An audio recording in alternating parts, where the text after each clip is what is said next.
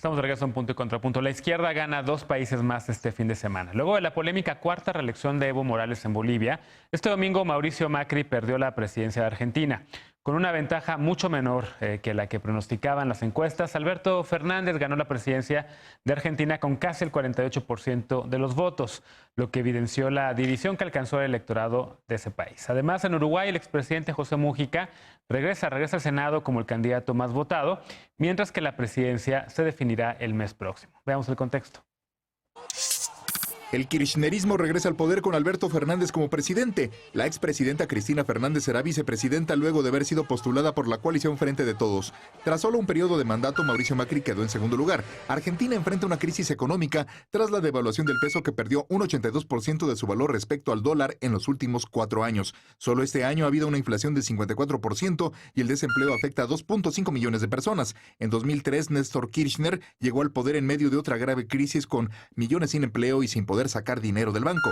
Kirchner consiguió estabilizar la economía y reducir los 140.000 millones de deuda externa, aunque también perdió la confianza de los organismos internacionales tras modificar el método para medir la inflación. Su esposa Cristina Fernández gobernó entre 2007 y 2015. Al final de su mandato se abrieron al menos 60 investigaciones en su contra por asociación ilícita y soborno, a lo que respondió acusando a Macri de persecución política. Durante la campaña, Macri acusó al candidato opositor de crear falsos espejismos respecto al futuro del país. Tras los resultados, el Banco Central argentino limitó la compra mensual de dólares a 200 para transacciones bancarias y 100 en efectivo. Este viernes el dólar se vendió a 65 pesos. En Uruguay también hubo primera vuelta para elegir presidente y renovar Congreso. El 24 de noviembre se enfrentarán en segunda vuelta Luis Lacalle, que encabeza una coalición conservadora, y Daniel Martínez por el izquierdista Frente Amplio, que gobierna desde 2005. Punto y contrapunto.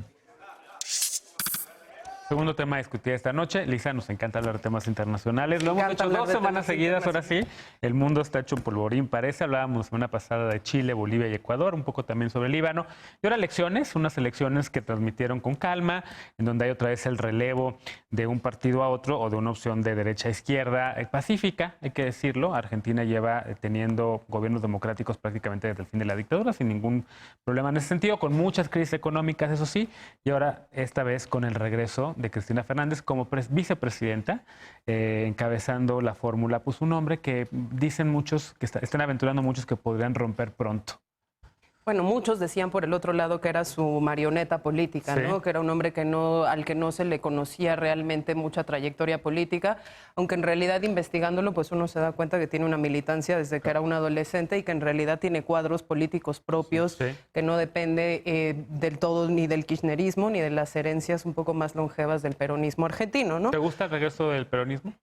Pues no, en realidad no me molesta, me preocupa en términos económicos porque precisamente pues amanecieron hoy con una restricción cambiaria muy importante de 200 y 100 dólares y tienen un déficit de 200.000 millones de dólares que francamente no sé cómo se va a antojar resolver en el próximo gobierno, sabiendo además que pues tienen digamos ciertos cuadros ahí adentro que son particularmente proclives al tema del gasto social, pues sin mucho control, ¿no? Pero yo, más que hablar de Argentina, que creo que acá todos van a hablar más de eso, yo quiero Uruguay, porque Uruguay es un país al que yo le tengo muchísimo cariño y que tiene ciertos dejos de preocupación para el resto de América Latina porque sí corre el riesgo de girar a la derecha, más que mantener un cuarto gobierno frente amplista.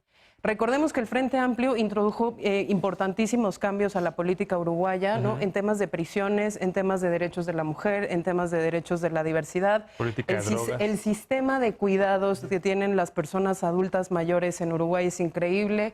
Y el tema, pues evidentemente, primer país en el mundo en haber legalizado la marihuana. Entonces, a mí me preocupa mucho esto. Al mismo tiempo, en la elección, el día de ayer, votaron un plebiscito de reforma constitucional para militarizar la seguridad pública, propuesta precisamente por el candidato que va a lograr el balotaje en segunda vuelta, que es el candidato del Partido Nacional, ¿no? Luis Lacalle, que perdió por 53% en contra, 47% a favor. Habla de una sociedad uruguaya muy dividida, que a segunda vuelta no hay pronósticos de menos del 50-50.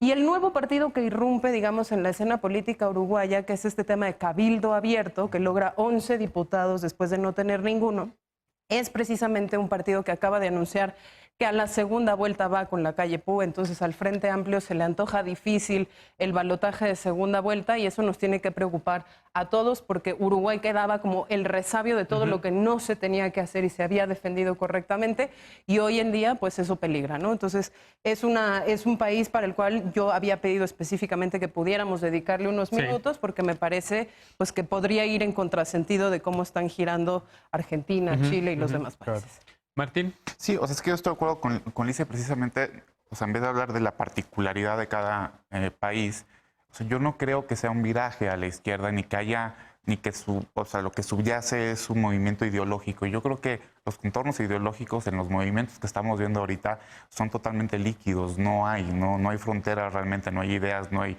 brújula. Lo que hay son sentimientos compartidos de injusticias detectadas, pero que entre, ahora sí, el pensamiento y la acción no media una reflexión realmente política. Y por eso es tan complicado tomar distancia de esos movimientos y poderles dar algún tipo de cartografía política. Porque es muy distinto lo que está pasando en Chile, en Ecuador, en Barcelona, en Líbano, lo que pasó también, por ejemplo, en Bagdad, y estos cambios políticos que estamos viendo, Haití. Pero ahora, ¿qué podemos encontrar común? Pues sí, un malestar enorme en contra de un modelo económico que no ha dado los resultados que se esperaban. O sea, que ha habido más bienestar material, sí, pero no bienestar en el sentido de que todo el mundo se siente incluido, ¿no? Hay una falta de atención a la dignidad de las personas, ¿no? Y entonces eso enfurece y es una ira y un enojo compartido. Y lo segundo, que me parece que los procesos de participación política se están viendo totalmente rebasados. ¿Qué es lo que realmente creo que puede venir, que me aterra?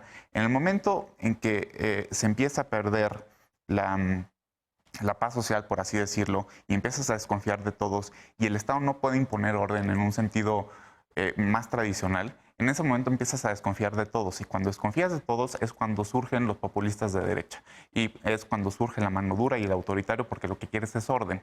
Y no nos hemos dado cuenta que si seguimos beatificando el movimiento social sin reflexión, podemos llegar a una reacción que nos lleve a que América Latina, después de esta crisis política, pero aparte una crisis económica que se debe venir porque la materia prima ya no nos va a dar tantos ingresos, bueno, a América Latina. ¿Beatificando el movimiento social? ¿Mandé? ¿Beatificando el movimiento social? O sea, beatificándolo sin reflexionar. Ah, ¿pero cuál movimiento social? Todos. O sea, nada más que porque se están, todos sin reflexión de cuáles son las causas. Muy a ver, en Argentina una elección. No, sí, por eso. En Chile es una pero protesta. Por ejemplo, en Bolivia sí fue una elección, pero ahorita se están movilizando. En Ecuador fue una reforma y también hubo movimientos sociales. Y ahorita hay estas dos elecciones. Lo demás, en Bagdad hay movimientos sociales, manifestaciones. Lo que pasa es que me quedo con eso que es que ya no hay tanta diferencia entre izquierda y derecha. Yo creo que no. Yo creo que en Argentina sí, muchísima. Yo creo que en Chile no. Dime en qué cree el peronismo. Pues el peronismo sí cree en terminar con la desigualdad, en programas también, sociales. O sea, en un momento, o sea, lo que hizo fue incorporar a su discurso temas de cristianos. Y luego también de laboral, o sea, de movimientos laboristas. O sea, realmente yo creo que sí hay una difuminación en enorme. Chile sí no, en Chile sí ha habido, o sea, todos han seguido la receta neoliberal y a lo mejor hay algunas diferencias en temas de derechos humanos, a lo mejor hay algunas diferencias en cómo utilizan la violencia del Estado para reprimir protestas, pero básicamente ha sido la misma receta desde el Club de Ladrillo de los 72 hasta ahorita, ¿eh? Pero yo sí creo que hay una diferencia fuerte en izquierda y derecha en Argentina.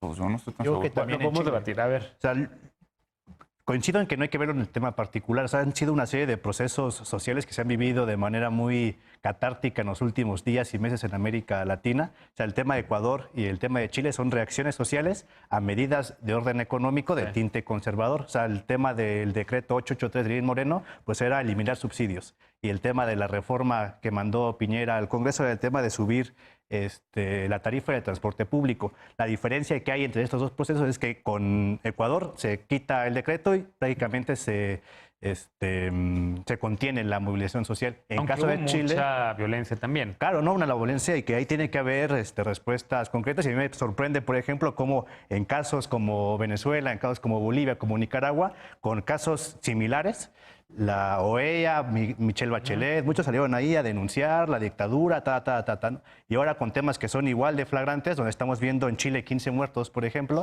también en Ecuador un número importante de fallecidos por el tema de la protesta y la represión que se hace del Estado, pues no hay prácticamente ningún pronunciamiento, salvo observaciones ahí para poder llevar de manera más pacífica el conflicto. O sea, un elemento más que evidencia la hipocresía que a veces tienen varios organismos internacionales porque hay un tema de orden ideológico, ¿no? Entonces, pero regresando ya al tema particular, me parece que hay una respuesta desde la movilización social, en el caso de Chile y de Ecuador, a medidas de orden económico de tipo conservador, y en Argentina se expresan, pero en el marco de un proceso electoral, ¿no? O sea, el desastre económico de Macri, a pesar de sus recetas de austeridad, de acompañamiento con el Fondo Monetario Internacional, pues es el reflejo del fracaso del regreso de la derecha neoliberal en Argentina, ¿no? Que no solamente implicó el tema del desastre económico, sino también pues pérdidas de derechos, ¿no? A mí me parece muy importante, por ejemplo, Alberto Fernández en campaña, o sea, abiertamente y en debate público se posicionó a favor del derecho de las mujeres a decidir sobre su propio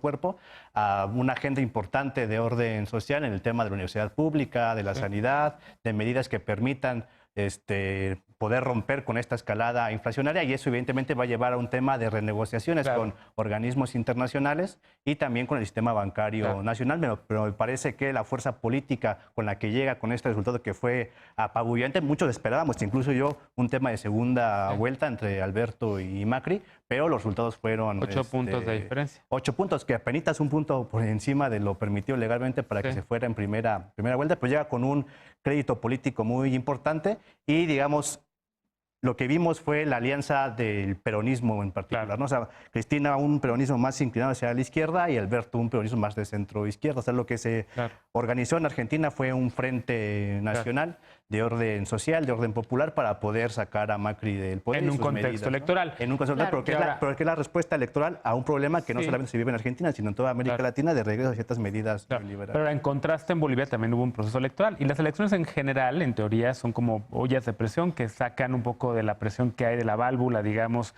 en una sociedad. Pero en Bolivia no. En Bolivia hubo y sigue habiendo todavía cuestionamientos de la elección de Evo Morales. E inclusive la observación de la OEA es la que principalmente ha señalado diferentes irregularidades. A mí lo que me parece muy interesante es que de nuevo miramos esta tendencia pendular en donde después de alejarse hacia la extrema derecha, los países vuelven hacia la izquierda. El caso de Argentina, por ejemplo, en donde Macri no solamente probó un fracaso de modelo de sistema económico, sino un fracaso del modelo del sistema social, que cuando él estaba gobernando hubo estallidos muy fuertes como el tema de la pañueliza verde. Recordemos que fue en Argentina en donde nació que el movimiento de los pañuelos llegara a todo el mundo, hasta China llegó. Y a la misma Cristina Fernández le costó trabajo, ¿eh? No fue luego. Le costó trabajo, pero también retomó estas ideas de la izquierda que en algún momento habían quedado suspendidas porque justamente lo económico era la amenaza.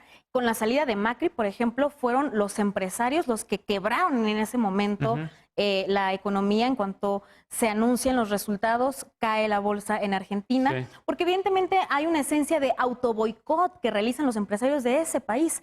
Y la idea, la esencia en América Latina, en la forma en la que la izquierda recupera los espacios, también nos deja ver que este modelo en el neoliberalismo, que este modelo capitalista, en donde las personas no cuentan por sí mismas, sino cuentan por lo que el sistema les asigna como valor, que es un sistema que está fracasando y que además de estar fracasando, se mantiene en un ánimo en donde la gente quiere igualdad, quiere justicia. No están buscando mantener esas falsas promesas de estabilidad económica que finalmente vimos que son eso, falsas, quebraron igual. Indicadores de que la economía crece, pero exactamente. El tema con Bolivia, por ejemplo, es legitimar un proceso que se dio con irregularidades en donde siguen chocando las fuerzas. Tenemos que hacer una pausa rapidísimo. Quería hacer un comentario porque estamos 2 minutos arriba ya. Una felicitación a la primera alcaldesa de Bogotá, Claudia López, que además de ser mujer es lesbiana y que había pues apoyado al candidato de izquierda que después se separó de ella de manera muy desafortunada. Felicidades por haber logrado romper ese techo de cristal. Así es, muy bien. Vamos a hacer una pausa. Regresando, avanza el proceso para definir a la terna de aspirantes a presidir la Comisión Nacional de Derechos Humanos, la CNDH, a partir del próximo 16 de noviembre. Regresamos a Punto y Contrapunto, no te vayas.